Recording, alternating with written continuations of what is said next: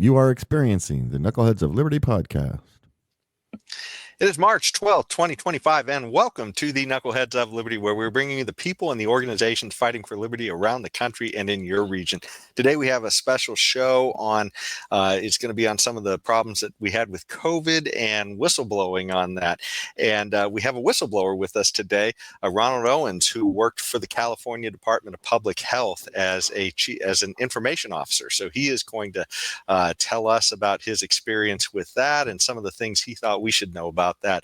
But before we get into that, let me introduce you to the rest of our panel. In our lower left-hand corner, we have Leon, the word Brathwaite, last word in Liberty. He is a retired engineer in the state of California. In our lower right-hand corner, we have Ron Owens as our guest today and our whistleblower. My name is Jason McPhee, and I'll be the host. So we always start off with a quote of the day. So before we get into any of this, blast of the past into COVID and the work Ron's doing on that today to let us know about stuff that's going on with that, we're going to revisit a quote from another famous whistleblower, and that is Edward Snowden. And you'll recall Edward Snowden is the one who let us know that the NSA was spying on all of us. So, something else the government was doing bad to us. And what he said was, the sad truth is that societies that demand whistleblowers be martyrs often find themselves without either, and always when it matters most. So to me, I think that's spot on. What do you guys think of this quote? Ron, you can go. Well, it seems to me that whistleblowers are like messengers, and the information that they're blowing a whistle about is not welcome. And so therefore, they may not be literally martyred, but they might be professionally or socially or financially. There's various kind of martyrdoms. And in my situation, I was a professional martyr, where basically all the friends that I had at the California Department of Public Health, there's only one person that stays in touch with me. I'm kryptonite. Now, some martyrs are paying more of a price. There's one martyr I heard is living out of his car. He's lost his marriage. He's lost a house, family. And he was communicating with the person who was interviewing with him on a burner phone because he's afraid for his life. So, yeah, wow. There's a really high price for martyrdom. Yeah, that is unbelievable. I mean, all societies need whistleblowers. There's no doubt about that. And the question is a whistleblower willing to pay the price to be a whistleblower? And that I can see could be a tough call for a lot of people. And look at the example Ron you just gave to us. So we need whistleblowers, especially when we live in a society where the government have become so large and so powerful. We absolutely need whistleblowers. Yeah. Lord. Well, in this particular case too of Snowden, he blew the whistle. He had to go in a very roundabout way. He had to contact journalists and leave the country in order to blow the whistle. And eventually, he wound up essentially being exiled into Russia, of all places, because there's no way the government was after him, and he was fearing for his life, much the same way, Ronald, you were saying one of your colleagues was. So this is one of those things where there was no way for him to, I guess, legitimately hand over this information as well. And the craziest thing is, one of the guys in the Snowden case was the head of the, I think it was the head of the NSA or one of those organizations, Leon. I can't remember which alphabet organization it was, but he literally lied to Congress. And that's one of the things we found when they asked him, are you guys spying on the American people? And he said, not wittingly. And, then essentially the dump that Snowden gave on the information he took out, that showed that the guy was lying, and that guy he's getting paid six figures to go be a consultant on like CNN and all these other places, while Snowden's life is essentially severely damaged, having to live outside the country in exile. So yeah, the only punishment, I think you're talking about James Clapper, but the only punishment you have experienced so far is that Trump stripped him of his security clearance. So pretty minor compared to what happened to Snowden. But of course, it's true. But let's find out from our whistleblower what's going on with COVID and the California Department of Public Health. So before we get into everything, I did want to bring up Ron's page in case people have to leave early or for any reason. His X page is at x.com muzzledtruth1, and he also has a web page as well, muzzledtruth.com. So that's another way to find his materials, and we had a video too. So let's just jump right in with that, and then we'll let Ron expand upon it. So, Leanne, can you play KOL 1?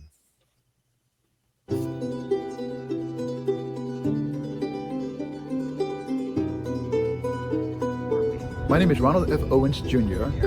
I've worked at the California Department of Public Health as an information officer too since March 2nd, 2009. I have retired from the California Department of Public Health after more than 29 years of state civil service. I wrote a book titled Muzzled Truth. This book is about my experiences at the California Department of Public Health before and during COVID-19 pandemic. In Muzzled Truth, you will learn that CDPH leadership deprived more than 38 million Californians from learning that properly dosed ivermectin can cure COVID. In Muzzled Truth, you will also learn that more than 38 million Californians were deprived from knowing that COVID-19 vaccines can pose a risk. And so that's part of a short part of a longer video. But anyways, so tell us about the work you were doing there at the California Department of Public Health and what it was that I guess caused you to come out. Well, I was, as indicated, an information officer too. That's a class in civil service where the people who work in that profession, they got journalism degrees or broadcast degrees or worked in the media. It could be on the print side, the broadcast side, be it TV or radio. And our job as a public information officer is to field media requests from reporters, and we would take the information that they wanted to know about, and we go to the programs and get that information. And in some instances where the information was so technical that had to be explained, it was our job to simplify it accurately, and we would convey that information to the reporters who would be curious about learning anything that our department was involved in program-wise. What happened in my situation, I worked at the California Department of Public Health Office of Public Affairs. It's now called Office of Communications, for more than 14, almost 15 years. And during COVID, I learned that the Department of Health and Human Services Secretary, Javier Becerra, said on April 14th, 2022, and he's talking about the COVID-19 vaccine, quote, "We know these vaccines are killing people of color, Black, Latino, Indigenous people at about 2 times the rate of white Americans," close quote. I shared that information with my management. I also shared data of the thousands of people who have been who have died from the COVID-19 vaccines, and the millions of people who have been injured. And there's various categories of deaths and injuries. There's 10 categories that's indicated in the vaccine adverse event reporting system: anaphylaxis, Bell's palsy, miscarriages, heart attacks, myocarditis, pericarditis, permanently disabled, life-threatening, shingles, severe allergic reaction. And to break that down, because those are medical terms, anybody who has suffered allergic reactions, facial paralysis.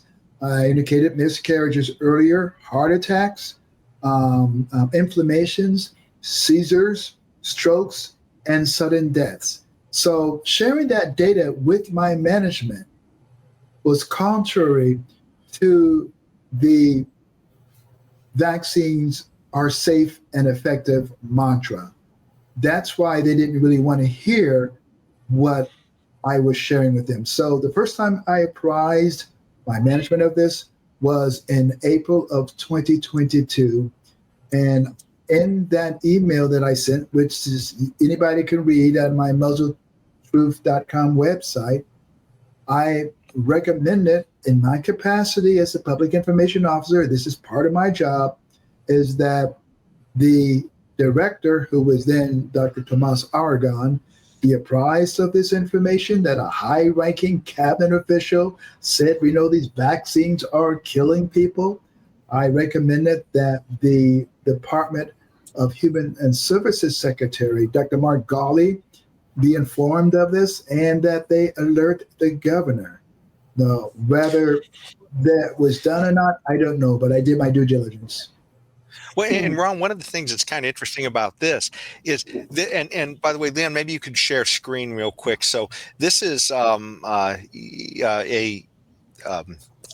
guess a communication that you had sent to the Sacramento Board of Supervisors, and you literally call this quote out of Becerra saying this. So, but this is something that a public official is saying, and so it's like it should be public information, and yet what you're saying is our California department was ignoring this, acting like he didn't say it.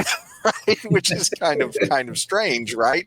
And here's a visual. We didn't actually pull the video before the show, but you can actually go see this. This is the clip from where it came from this White House convening on equity here from several years ago, and you can find that link that of this quote down here in this document that you can also find on muzzletruth.com. But here it is, April 14th, 2022, and that is the link indeed that you can find that on YouTube. So it really odd that, I mean, that's it, because usually a whistleblowing thing is like an organization has some hidden information they don't want the public to know, but this is literally a federal official that said it, and the California officials don't want anybody to know it. It's kind of crazy. Not only did they not want you and 40 million other Californians to know it, they essentially told me that Mr. Becerra misspoke. He wasn't talking about the COVID-19 vaccines. He was talking about COVID. And so basically, so I came back and said, hey, look, I've been a public information officer for the state since the days of the Rodney King riot. Remember that? 1992, 1993? Yes. I was emergency public information for the Governor's Office of Emergency Services. And then I entered state service in another class, but became a public information officer again at the Department of Motor Vehicles between 1998 and 2004. A public information officer at the California Community College's Chancellor's Office between 2004 and 2009. And then, of course, a public information officer at CDPH, or the California Department of Public Health, between 2009 until I retired in 2023. I list those employers for a purpose. When I worked as a public information officer, I've been involved with making mistakes. It's unfortunate. It's embarrassing. But anytime that we made a mistake, we sent that news release out. It could be wrong date. It could be a misquote. It could be an information that was inaccurate. That particular video from the White House's official YouTube channel is still there. After all these years, matter of fact, it's coming up on 4 years, or 3 years, coming up this next month, and it's still there. It still stood the test of time. Now, in the information that I provided, the information from the vaccine adverse event reporting system, which, by the way, only reflects less than 1% of what is really going on. I don't have those numbers with me, but say, for example, the last figure I saw, 36,000 people, I believe it was 38,000, between 36 and 38,000 people have died here in the United States, according to the vaccine adverse event reporting system. Add a couple more zeros to that number, and that's what the number is more than likely to be. So we have a problem here. Some people took the COVID-19 vaccines and they immediately had a reaction. Some died immediately. Some died slowly, like my sister-in-law's mother. And some people developed symptoms down the road. And unfortunately, I have to break it to you. This is sad to say, but some people are just walking time bombs. What do you mean by that? What do you mean by that? Now, I got to say that I'm not a physician, but according to what subject matter experts have told me, when I say they're walking time bombs, their life will be cut short by other symptoms that is the result of the COVID-19 vaccine. I see. Let me ask you, Ron, I just want to go back here for 1 second before we lose the train of thought here. You said early on that, not you said, but Javi Becerra said that these vaccines are killing non-whites at a rate 2.5 times that of whites. Mm-hmm. Was that ever really verified? I mean, this is quite alarming. Was that ever verified anyway? It was. Again, I don't know if it was verified in my department. I doubt it, but I don't know. All I do know is what they should have done is, Ron, we got this information from you. We should check this out. Yes. But my management was dismissive. Jeez. Especially too, since you can literally point to him saying that, and this, is the federal government telling us this. But I did want to share a video just to kind of remind people of what the times were like back then, as far as the absolute craziness of the contradictory information we were hearing. And this goes back to Fauci on masks, and we've talked about this on the show before. But I think it's just worth seeing this again at the beginning, just so we kind of know the craziness of the messaging that was going on with the public from the government. So, Leon, can you play KOL 4? People should not be walking around with masks.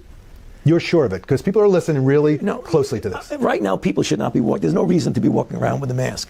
Wearing a mask might make people feel a little bit better, and it might even block a droplet, but it's not providing the perfect protection that people think that it is. There are unintended consequences. People keep fiddling with the mask and they keep touching. One mask is better than 0 masks. 2 masks is better than 1 mask. But you don't have to have double masks. Is that right? I mean, it is. And now we're hearing we should wear 2.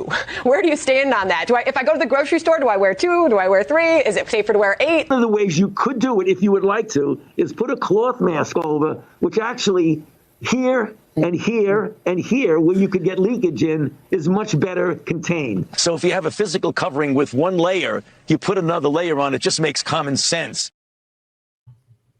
So anyway, it just, but I mean, we were dealing with that constantly. And Leon, here's another visual I just wanted to show, but I love this meme because this just shows the craziness of the things that we were exposed to daily. This is an image from an airport, and it shows them making everybody stand 6 feet apart. And then when they get on the plane, they're all sitting right next to each other, which is just nuts, right? But this is the crazy land we were in. So I just didn't want people. In fact, we even had had situations in grocery stores where they were literally saying we'd be protected by just following arrows through and only going in one direction through the aisle. I mean, I don't know where the science was on all these, but they kept telling us it was the science. The science. So anyways, yeah. But so anyways, I'll hand it back over to Ron. But I just wanted to kind of refresh everybody that things were crazy. Everybody was telling us all kinds of information, and they all claimed it was the science, and we've been finding out afterwards that a lot of it really wasn't. So Ron, aside from the issue of that particular kind of blatant either lie or misstatement by or possibly the truth by Becerra, I guess we don't know. We just know that your agency wasn't interested in looking into it. But aside from that, what other things were you seeing in your agency where were they sending other potential misinformation or disinformation on COVID? By the way, were you guys also having to be trained on how to coach that language of misinformation and disinformation? Because it seemed like that was right around the time when we were all being explained that this was a new terminology thing that we had to get used to as well. Well, 6 months before, and this is probably October of 2021, I was the recipient of an email from the Deputy Director for the Center for Environmental Health, CEH. And it had to do with a notice that was going to be posted on the department's website warning Californians to stay away from ivermectin. It's horse paste. It's not good for humans. And I knew that was not the case at all. Before you go any farther, I have a little video clip I can share on that as well. I wasn't sure that was going to come up just yet. But Leon, can you play KOL 6? Because this is literally just what Ron is talking about, where CNN was describing this legitimate medication that doctors had been prescribing to people for a long period of time. And they were trying to define it, to redefine it to people as horse dewormer. So can you play this real quick video snippet, Leon? People who are injecting drugs for animals and people telling them to. Oh my God. What person? You talk about cancel culture and who to shame. Ivermectin, a dewormer, really? They are shaming themselves. No one has to shame them. They're shaming themselves. No, they need to be shamed. Yeah. They need to be called out and shamed, brother. Mm-hmm. So there you go. Okay, so sorry, Ron. Go back. I just wanted people to see that we're not imagining this. This was literally happening back then. Okay, well, this is going to make you guys angry. Okay. All right. In the email that I sent to my management in October of 2021, and I did some research before that. Of course, it took about a good week to pull all this information together. I cited a Dr. Pierre Kory, Kory. He testified before Wisconsin Senator Ron Johnson's committee in December of 2020. He told Senator Johnson and everybody who was at that particular hearing, informational hearing, that he cured more than 8,000 people of COVID by using properly dosed ivermectin. And in the email that I sent to my management, Dr. Kory, I quote him by saying that he received word from one of his colleagues that members of Congress, their families, Congress staff members, and their families were taking properly dosed ivermectin. And either they were bad-mouthing ivermectin publicly, or they just kept their mouth shut and let the rest of us, how many millions of people in the United States, 60 some odd million people, they let us, corralling us, pushing us toward taking a untested product. Yes. To combat a disease that had, according to subject matter experts, that had a 0.2% chance of death. That is outrageous. they were taking properly dosed ivermectin, but we, the collective, the body politic, the rest of us citizens, we were denied that information. And so back to my situation, I sent an email to that particular deputy director, and on that email chain was senior management, the director of California Department of Public Health, the assistant director, about 3 deputies, 3 assistant deputies, and a couple of staff members. All what I'm sharing with you are emails that are on my muzzletruth.com website. People can go to my website and look at those emails themselves. Leon, can you pull up the visual again real quick, just so everybody can see his a website again? Because I just don't want people to have any confusion about where to get to this again. Muzzledtruth.com. So, and if you go to the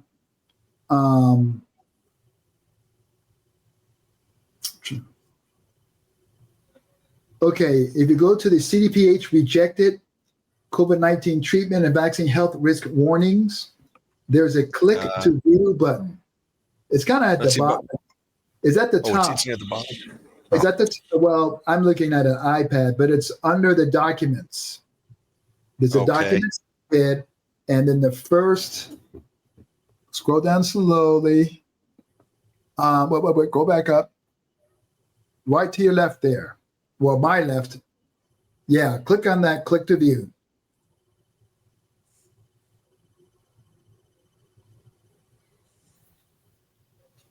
Those are all the emails regarding. Okay. And so if you go down, if you see what my management response was at the top, the assistant, go back to the top. That was the response of what I sent to my management. It's all there. And all this information, by the way, is disclosable according to the California Public Records Act request. And I knew this. And so I wanted to take all that information and make that public. In other words, they were trying to muzzle me. That's why my book is called Muzzled Truth. And I had a choice of muzzling myself along with them muzzling me and staying in there and earning low 6-figure salary, or come out as a whistleblower. And I martyred myself financially, because when I came out as a whistleblower, I immediately incurred a 55% pay cut. That was the difference between my monthly salary and my pension. But one person's life is worth more than me making 6 figures. So back to your quote. Let me jump in real quick here, Ron. So if you're watching us on public access, you're going to have to catch the rest of the show online. But there's a lot more to come here, because Ron's got a lot to talk about. So do catch the rest of this online. So back to the show, Ron. Sorry to jump in there. That's all right. That's all right. Let me ask a question, please. Let me ask a question. Yeah. So I remember during when all this mess about COVID was going on, I mean, ivermectin was one of the controversies that came up, because Joe Rogan had used it in his treatment for the COVID virus. Was there any issue in your department or in your agency about hydroxychloroquine? I don't know. That's a good question. I didn't broach that subject with my management. The only subject that I broached insofar as treating COVID was properly dosed ivermectin. Whether hydroxychloroquine was mentioned amongst other employees, I don't know. Okay.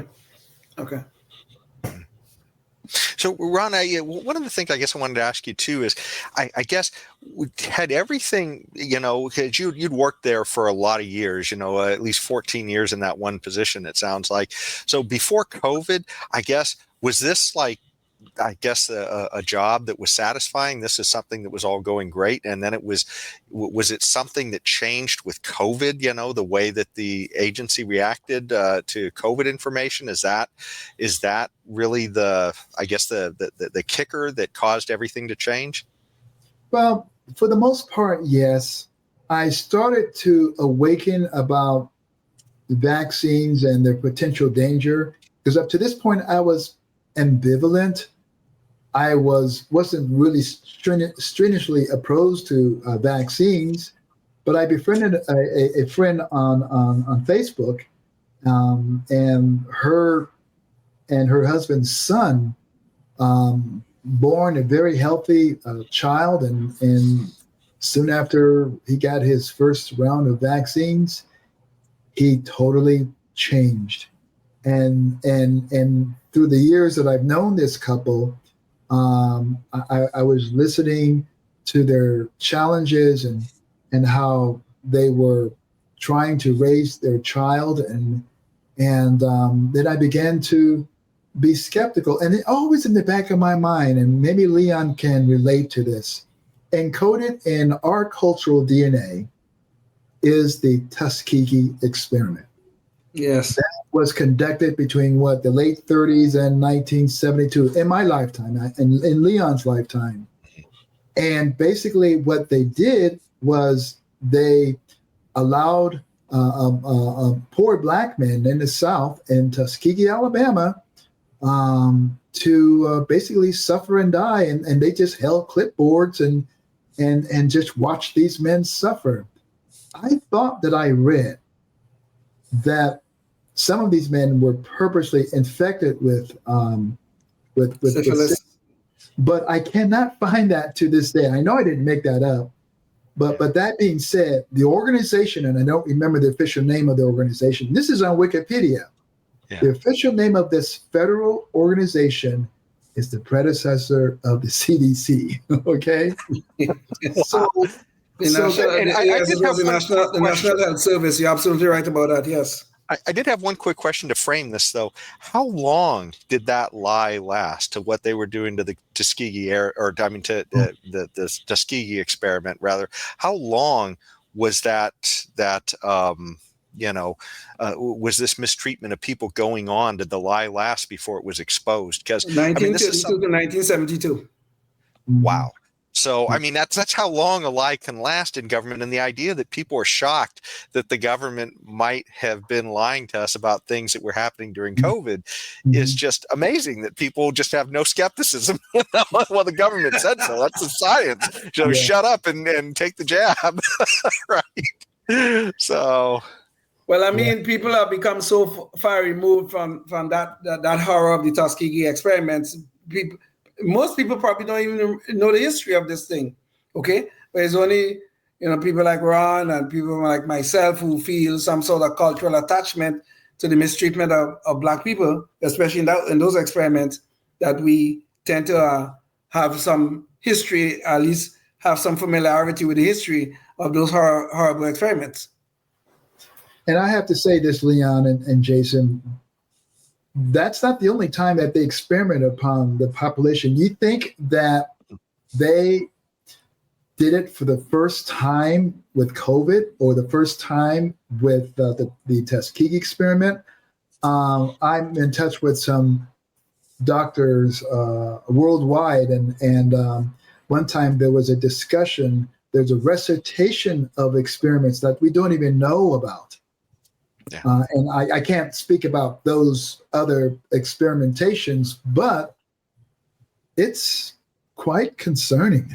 It really is. Well, Ron, one that's happening right out in the open is the recent law that California just passed, where they literally are telling parents that if your child is having some mental health issues at school regarding their gender identity, they were not going to tell the parents, right? And to me, that's like telling you right out in the open, oh yeah, we're going to lie to you. And I'm not even making a judgment here on this. I'm just saying that clearly these are parents of children, and the government is telling you, we're just not going to tell you what's happening with your kid at school. So that's just, it seems bizarre to me, that, but that seems to, all these pointers that, hey, this is the government that we have.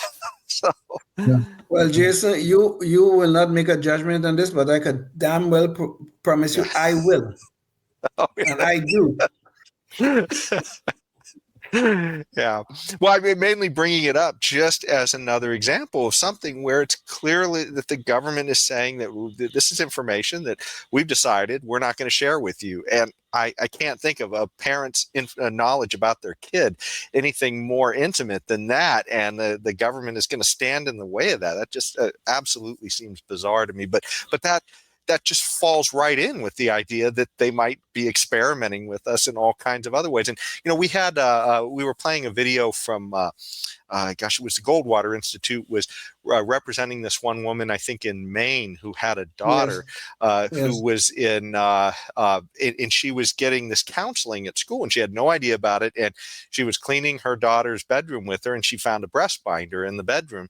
And then it was just like, oh, wow, what's going on here? And then she found out, well, the counselor gave that to the daughter to wear. And it was not only was it, shocking for the woman that this was going on behind her back, but it also made her question, what else are they not telling her about at that school as well, right? I mean, if they're doing stuff like that, it's sort of like, what else is going on? So these are, some of the, crazy things. But anyways, just trying to, set sort of the table here for people that this stuff is happening all over the place. Well, I'm thinking the bottom line is, we should not be shocked that the government is lying to us. We should never be shocked at this. No. Yeah. Yeah. Well, what do you think some of the reasons, I mean, do you have any speculation of why the government might have been, not wanting to share this information, at least with respect to your department, Ron? I think the reason why had to do with the messaging. Vaccines are safe and effective. That's the mantra. That's what we have been telling reporters since I walked in the door on March 2nd, 2009. And the information that I provided was contrary to that messaging. And I guess I was like an iconoclast, where basically we have these venerated belief, and it's usually based on faith or religion. And I think as I analyzed this vaccine issue, and I was having a conversation earlier today, we can criticize or critique any product around us, from our smartphones to the keyboard that is in front of me, to the microphone, to my iPad, to coffee cup, to food and dust and so. But for some reason, we put our faith, we collectively, not maybe us individually, put our faith in vaccines. And that is something that is sacrosanct. Don't say anything negative. Well, you're an anti-vaxxer. I mean, that's becoming like a pejorative, almost like saying the N-word, Yes. Yeah. Well, and maybe that's why like CNN was so hostile to the idea that people might be trying something off label under the direction of their doctor, that didn't conform with the vaccine rollout. We do have a little video clip of maybe part of the reason, maybe the incentive why some of this might have been going on out there. But, almost all of these news organizations were sponsored by Pfizer. And there was a funny clip that went on, and people like Jimmy Dore and others have played it, but we're going to play a real quick snippet of this. But it's unbelievable. I mean, you don't pay much attention, but as you see those credits go by, this is brought to you by Pfizer. Leon, it's KOL 5. Royal Wedding is brought to you by Pfizer. And now a CBS Sports Update brought to you by Pfizer. Meet the Press Data Download brought to you by Pfizer. This portion of CBS This Morning sponsored by Pfizer. On how to find the hidden sugars in the American family diet, Sponsored by Pfizer, making a difference. Brought to you by Pfizer. CNN Tonight. Brought to you by Pfizer. Early Start. Brought to you by Pfizer. Friday night on Aaron Burnett Out Front.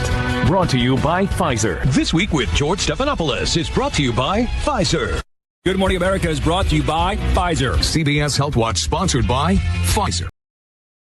So everything brought to you by Pfizer. So, yeah. So anyways, it's not hard to see why maybe a lot of media companies, because I think we've always depended upon the fourth estate to be the ones to, the people that you were trying to reach with information as an information officer, that these are the people who are supposed to be doing the digging, and all of them were being paid in one form or another, it sounds like, by Pfizer. Yes. Yes. Oh, yeah. But, so one of the things, I guess, sorry. Jake, I wanted to add this, and I was looking this up. You know that the CEO of Pfizer is a guy named Bourla, Albert Bourla. And you know what he got his doctorate in? Biotechnology of reproduction of Aristotle, biotechnology of reproduction at a veterinarian school. What? He's a veterinarian. Oh. He's a veterinarian. Yes, Okay. and he's got his doctorate in reproduction. His doctoral thesis titled "Effect of Melatonin Implants or Sperm Characteristics and on the feasibility of Karaganuki ram semen." In other words, this guy is a veterinarian and basically has a PhD on what? Trying to curtail the birth of animals? That's the CEO of Pfizer. Oh. So, wow. I'm putting some dots up there. Can you connect them? Hey, boy. Yeah. Ron, I'm starting to connect these dots in my mind, and it don't feel good at all. Yeah, basically, perhaps it's a depopulation agenda. Yeah. It sounds like it fits right up there with Klaus Schwab and the rest of them over there. What do they call that? The World Economic Forum. Economic Forum. Yeah. Well, one of the things I guess I did want to talk about too is the way you're doing your outreach today. And so we do have a video clip of you going to Tuolumne and with another woman, a Juliet Threet, I think. And I've cut it so it's not a complete clip, but it'll show both of you up there giving the message so people can see how you guys go about spreading the message. So Leon, can you play KOL 2? Good morning. Good morning, Tuolumne County Board of Supervisors. Julie Threet, I'm appearing before you today to appeal to your sense of duty to protect the members of your community from the COVID-19 vaccine and support any victims who have been injured. I am from Butte County up north, where I've spent the past 3 years speaking out against this dangerous product, and I'm now traveling in person with another whistleblower, Ronald F. Owens Jr., to alert as many other counties as possible in the state. So far, I've gone to 14 counties. You're number 15. My request is for you to have an official agenda item set as soon as possible to hear directly from medical freedom doctors and researchers who will describe how this vaccine is harmful to every human being and should never be injected into pregnant women or healthy children. Take down all references to this product being safe and effective, like this one you've got on your website. I'm a former healthcare worker in Chico, a retired HR executive of 25 years in Silicon Valley, and now lead investigator for VersAware.com, an organization that helps victims file their vaccine adverse event reports and produce data for the public. I'm also a certified expert in researching VAERS data using the National Vaccine Information Center's search engine. I will work with your Health and Human Services Director, Annie Hockett, or any member of her team to train them on how to access reported VAERS data. As an example, here are the results of a query I just ran today on the total harm from the COVID-19 vaccine as published by the CDC. 1.6 million reports here, and in California, there's 555. On April 14th, 2022, Department of Health and Human Services Secretary Javier Becerra said this, quote, "We know these vaccines are killing people of color, Black, Latino, Indigenous people at about 2 times the rate of white Americans," close quote. That particular quote is still on the White House's YouTube channel. My name is Ronald F. Owens Jr. I was a public information officer at the California Department of Public Health for more than 14 years. I raised this issue with my management on multiple occasions, but unfortunately, they made it about me and not about you. Not about the people behind me, not about the people who are watching, not about the 40 million other Californians. They muzzled me. So, and then, like I said, this was a part of a longer testimony, but yeah, I mean, that, to me, that's really shows what goes on, I guess, in this outreach that you guys are doing. Do you guys feel like you're having some success in going to talk to all of these different county boards and boards of supervisors and such? Yes, and let me kind of give you just a little bit of background why I'm doing what I'm doing. Basically, CDPH deals with the counties. There are 58 counties in California. And so the Board of Supervisor oversees the public health officer. And so what I'm doing, and what Judy Threet, she's from Butte County, and she's also there'saware.com lead investigator, what we're doing is what CDPH should have done in April of 2022. And so I forwarded a 5-page PDF to all 58 county boards of supervisors in last July. And I'm following up, basically just telling my story. And that document is also on my muzzletruth.com. And I'm following up that written notification by appearing in person. I provided another 2-3-page PDF in December, basically stating that from August, from the date that I sent 57 boards of supervisors on July 29th in Sacramento County on July 23rd, from August to the first part of December, 440 entries were filed, the vaccine adverse event reporting system. 2 people died, 1 man, 1 woman. If the Board of Supervisors had listened to what I was telling them in July of 2024, 440 people would not be suffering. That 1 man and woman would still be alive.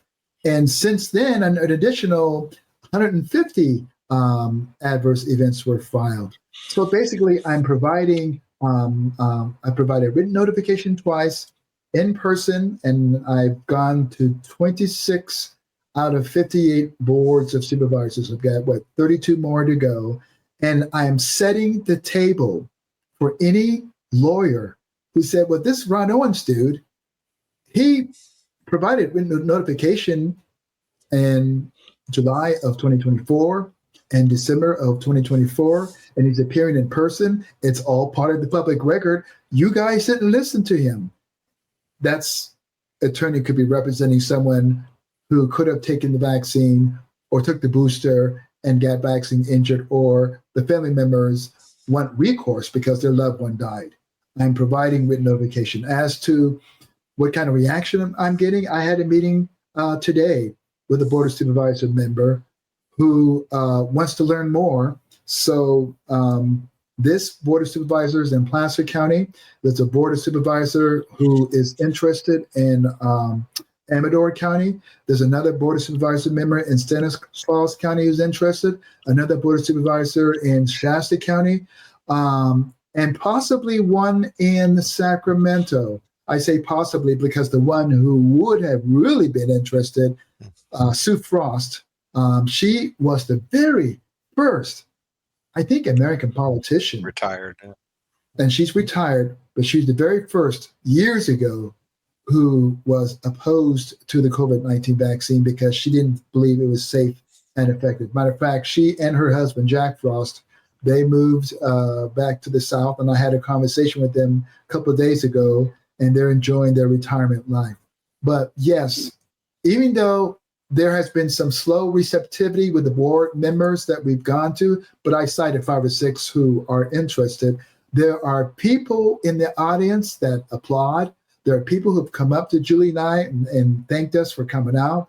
There are people who even have, they weren't prepared to make public comment about COVID-19 vaccines, but once we made our public comment, they chimed in.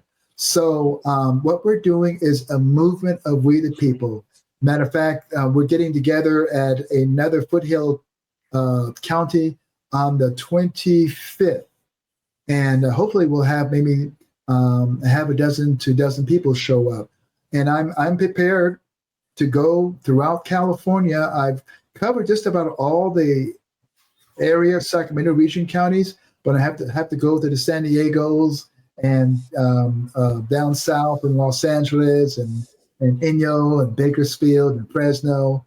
But what I am doing, as I indicated earlier, is what CDPH should have done. And when I retired on December 31st, 2023, my oath as a state employee, specifically as a public information officer, did not expire when I retired. You know, Ron, you just said that 2 people died so far, as according to the reports that you have, and there are about 44,000 people or so who have had reported adverse effects. Excuse me, I may correct you, Leon. 440 from August 1st, and this is just in California. And I'm glad that you take this opportunity to clarify. The 440 people are just in California from August 1st through December 31st, and then 150 more from that point on. Again, there's only reports less than 1%. So add a couple of zeros, and that's the true representation numerically of what's going on. Got it. So, I mean, so there are people with adverse effects out there from these vaccines. Obviously, death have already been reported. What other serious adverse effects are you guys seeing out there as a result of the vaccines? Well, what I'm seeing and I'm hearing are mostly young men and women in high school who just suddenly drop dead or just go to sleep and never wake up. And these are young people, sudden deaths. And also, I understand, according to embalmers, that it's difficult for them to do their work because of the coagulation of the blood, and they have all these. I don't remember the name of it, but embalmers have also noticed an uptick, not only in deaths but difficulty in being able to extract the fluids from the body because of the coagulation, because of the blood clotting. Yeah, that's the word I'm trying to say. Yes, Lord. This is one of the things that's so distressing about all this too, because some of these are anecdotes, and some of these are maybe potential statistics out there that are popping up in databases. But the issue is that our trust in institutions has been so abused over the past few years. I mean, certainly going back, if we want to include Tuskegee and all these other things, but but just thinking about COVID alone, the amount of lies we've seen in such a short period of time, it's hard to just trust anything that we're hearing from all of these different places. And so that's the thing. Who knows when we're going to get, I guess, numbers that we feel like we can trust again on any of this stuff. That's what's really distressing about all this. Yeah. It has truly shaken my faith in hospitals and in the medical system, and I'm becoming more. I don't know if the word is cynical, because it's realistic. Basically, it's a profit center. Big Pharma makes money from people who are sick. That's why no one is getting cured. A cured person is, it is what it is, And it's funny too, because when we're talking about this other transgender issue that seems to be big with government right now, that also is leading to people who are permanent patients for the rest of their life as well. You know, so I know, Leon, you brought that up quite a few times. So, yes, of course, yeah. yes. This is another ongoing horror that is going on in our society. This is Tuskegee number 2 that's going on in our society right now. Mm-hmm. Yeah, except on children. But on children, well, you know, Ron, I wanted to ask you too. Since you're doing this in California, are you aware of similar efforts going on in other states?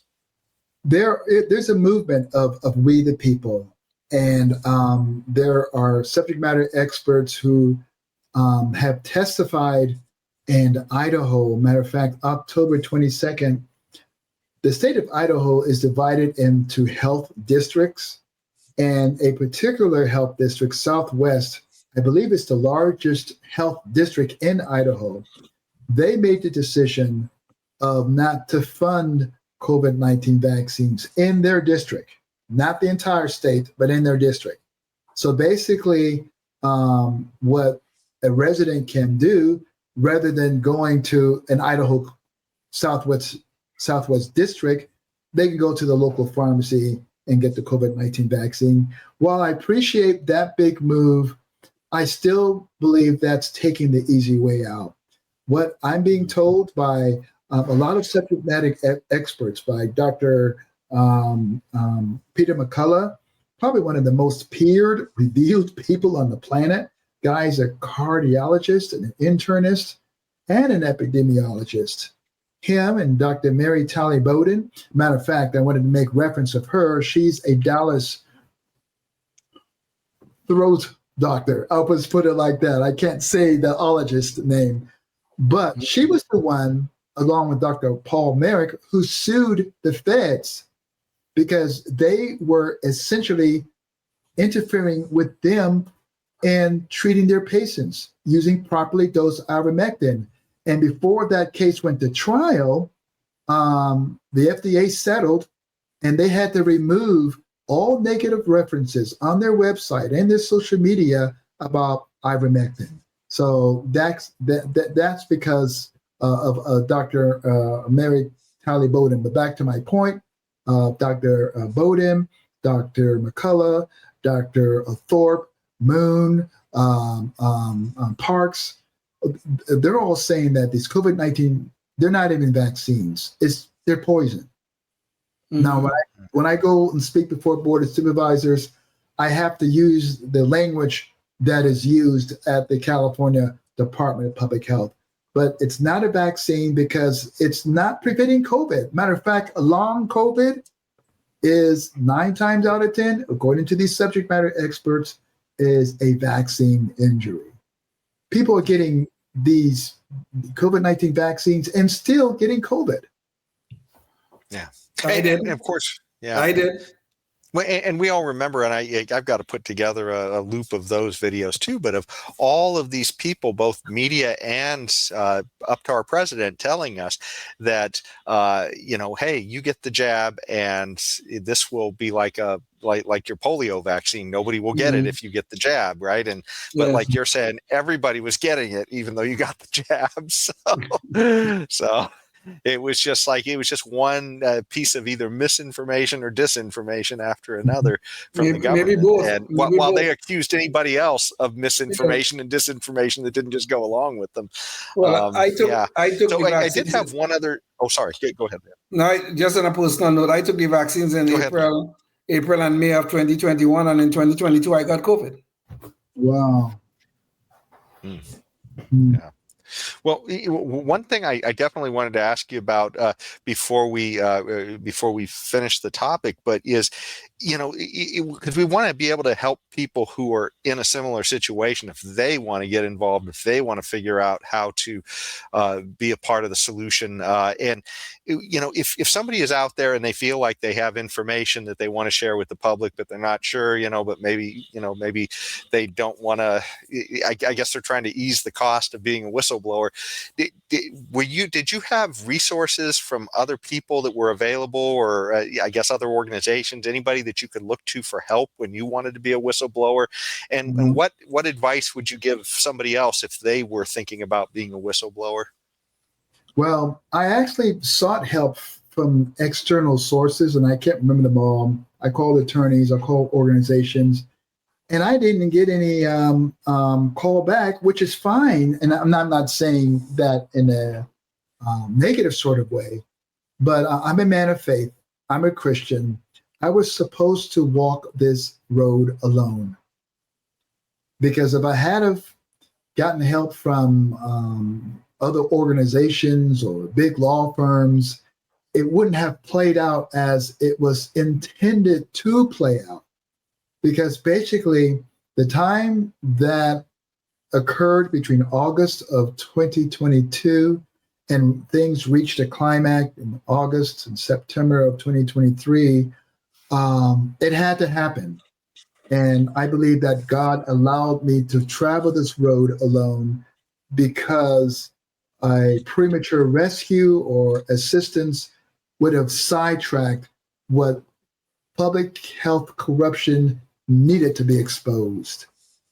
So insofar as my advice, again, I'm a man of faith. I'm a very strong Christian, been a Christian most of my life.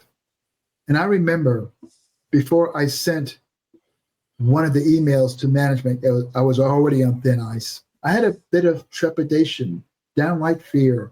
I walked outside on my way to the mailbox. I looked at the blue sky and said, Lord, what am I going to do? What are they going to do to me when I send this email? And I felt God say to me, what am I going to do to you if you don't? Mm-hmm. We have to be men and women of courage. I believe that collectively, and I'm not trying to be judgmental here, but we were all collectively, societally cowards. We allowed all of us to be dictated to. You had this Fauci dude who was saying that masks are not effective, and changed his mind, and he's forcing masks on all of us. And so it would be easier if they try to do this again, that we do not comply. So we have to step up.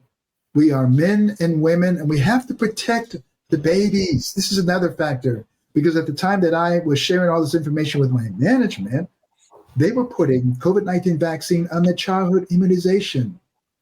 And according to some of these credible subject matter experts, that is dangerous to babies. Matter of fact, I don't know if you guys know this, but when a child is born here in California through 18 years old, there's 80 vaccines and boosters. 80. That's just too many. Indeed, yes. So I'm proud to be an anti-vaccine. Well, and as far as the COVID, yeah. I mean, because I've seen videos and pictures of as far as the COVID vaccine goes too, though.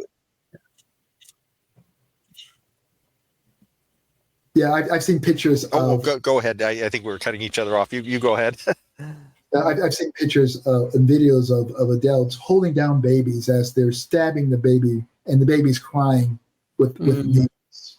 That's very invasive. A baby's not to be human pincushions. Oh, Lord, boy. Lord. Yeah.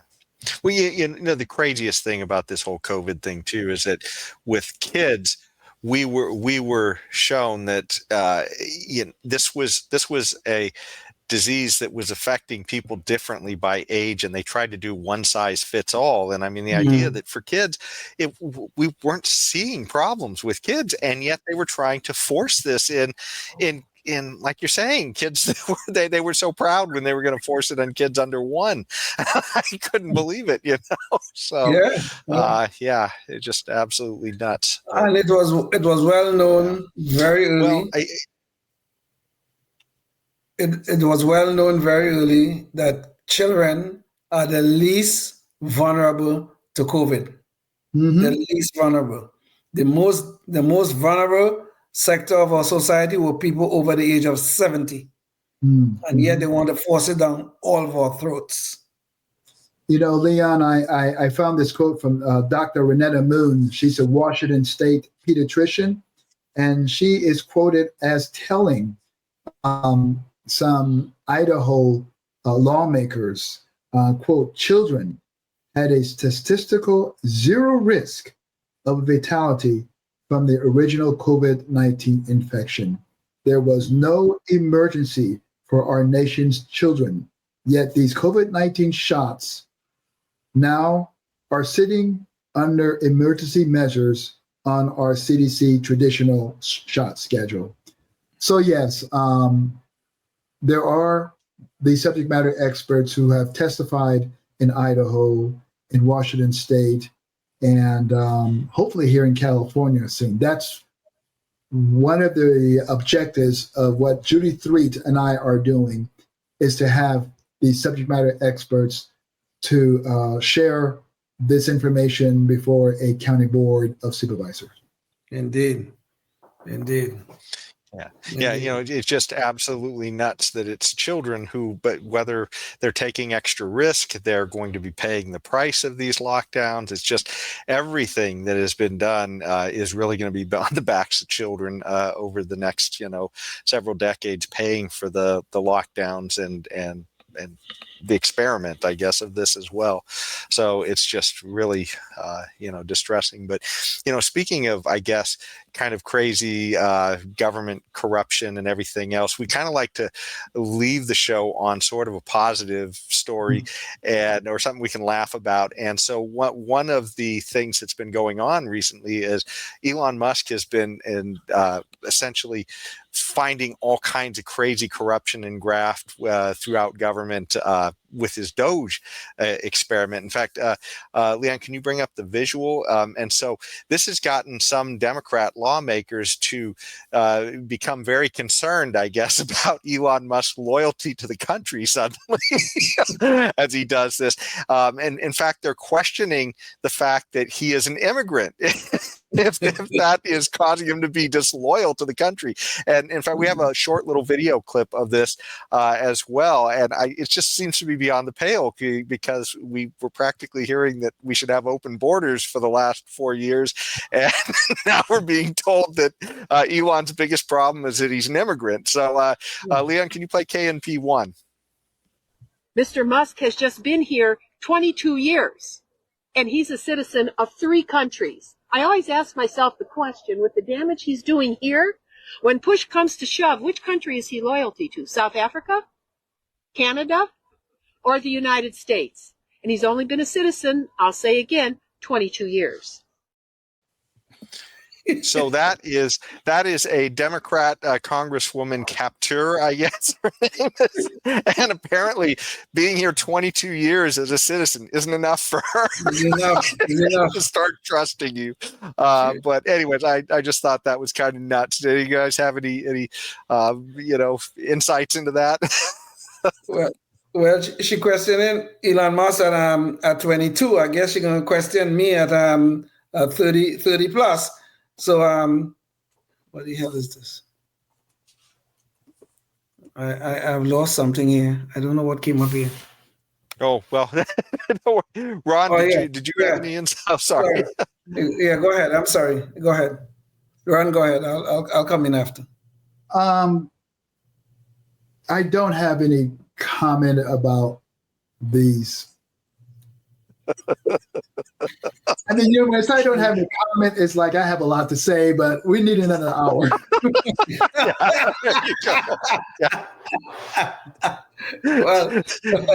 Well, I guess the bottom line is these people, they want open borders for everybody to walk in, but Elon Musk well, we have to question his loyalty, okay? Because he's a citizen of 2 other countries. Well, I'm a citizen of 1 other country. So I guess pretty soon she'll get to me. Don't worry, she'll get to me. Yeah. Well, so I tell you, we've just about come to the end of our show. So I did want to bring up Ron's web pages again, and you can find him on x.com at muzzledtruth1, and you can find his main web page at muzzledtruth.com. And so you can check that out, and you can find his book there, and you can find out other information about what he's doing right now. Ron, did you have any last words you wanted to leave with the audience?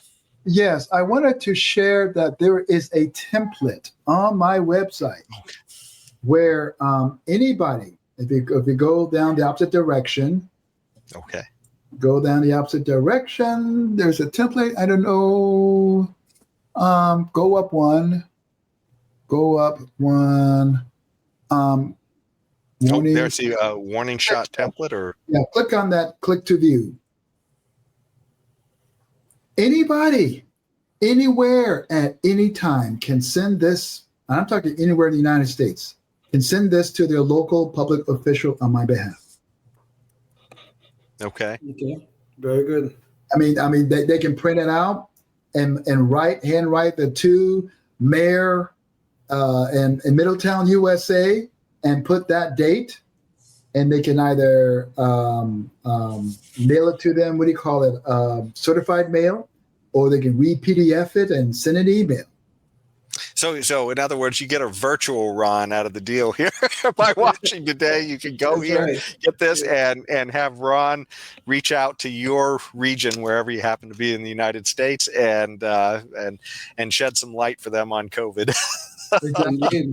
Yes, indeed. And the beautiful thing about what I'm doing is this is what I saw and experienced, and I'm the perfect person. I was raised to judge a person by the content of the character, not the color of their skin. But I'm the perfect person to basically espouse or share this information that what Becerra said, these vaccines are killing people of color. I'm a man of color. I'm the perfect person. It would have been cowardly if I had to just came across this information and just went along to go along. Oh, yes, indeed. So people can amplify what I'm doing by sending that particular document on my behalf. Yeah, I think the main word I've heard from you of the day is courage. So that's really what this all takes. And like we try and leave every time we leave the show, if you're watching this, think about what you can do in your community, because we've interviewed all kinds of people who are stepping up in their communities, and certainly we saw a lot of our liberties challenged during the COVID time period. And here's somebody who stepped up in their job and gave up their job along with doing a lot of work currently, even still, to help ensure that this doesn't happen again. So thanks so much, Ron, for all the work you're doing. And if you're out there, think of what you can do the next time in your community as well before the next show. So because they're coming for our liberty, so we all got to stand up. Can't just hope that the leaders will do it for us. So thank you. My email is ronald@muzzledtruth.com. If you live in California and you live in a Southern California county, I'm coming near a county near you. And if you want to come out and just sit and support me or speak, that's fine. So you can reach out to me. And Leon, could you bring up this page one more time? Because we do have the ronald@muzzledtruth.com right here. So if you just show that, and there's actually a contact here too. So you can actually send him a message right here at the bottom of his webpage. So again, that's muzzledtruth.com. And this is how you can get a hold of Ron. So thanks so much again, Ron. And until next time, stay tuned and stay free. Thank you. Thank you. Life, liberty, and the pursuit of happiness, always and forever. Thank you for listening to the Knuckleheads of Liberty podcast. Find us on Facebook, Rumble, YouTube, your favorite podcast network, and at knuckleheadsofliberty.com.